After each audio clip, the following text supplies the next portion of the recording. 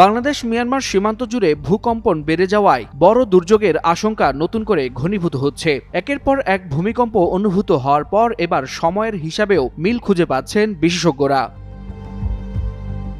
রোববার সকাল 10:39 মিয়ানমার উপকূলের আন্দামান সাগরে 5.3 মাত্রার একটি শক্তিশালী ভূমিকম্প আঘাত হানে। মার্কিন ভূতাত্ত্বিক সংস্থা USGS জানায়, দাওয়াই শহর থেকে প্রায় 267 কিলোমিটার পশ্চিম দক্ষিণ পশ্চিমে ভূপৃষ্ঠ থেকে মাত্র 10 কিলোমিটার গভীরে এর উৎপত্তি। মিয়ানমার ছাড়িয়ে কম্পন অনুভূত হয় থাইল্যান্ড পর্যন্ত।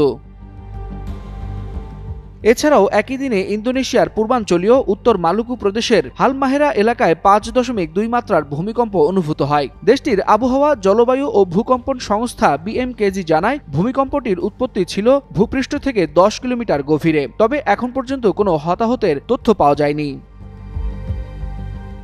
এর ঠিক আগের 2 দিনই একই সময়ের কাছাকাছি কেঁপে ওঠে ঢাকা ও এর আশেপাশ। শুক্রবার সকাল 10:38 রাজধানী সহ কয়েকটি এলাকায় ভূমিকম্পে কেঁপে ওঠে নরসিংদী অঞ্চল। এতে শিশুসহ 10 জন নিহত ও 6 শতাধিক মানুষ আহত হন। নাটকীয়ভাবে পরদিন শনিবার সকাল 10:36 আবারও কম্পন আঘাত হানে নরসিংদীতে। একই দিনে সন্ধ্যা 6:06 আরও 2টি ভূকম্পন রেকর্ড করে আবহাওয়া অধিদপ্তর। মাত্র 3.7 ও 4.3 মাত্রার ভূমিকম্প দুটির উৎপত্তিস্থল বাড্ডা ও নরসিংদী। মাত্র একদিনের ব্যবধানে একই সময় ঘনিষ্ঠতা ও পরপর কম্পন দক্ষিণ পূর্ব এশিয়ার সক্রিয় ভূমিকম্পীয় অঞ্চল হিসেবে নতুন করে সতর্ক বার্তা দিচ্ছে বলে মনে করছেন বিশেষজ্ঞরা। ওয়ালিউল হাসানাত, যুগান্তর নিউজ।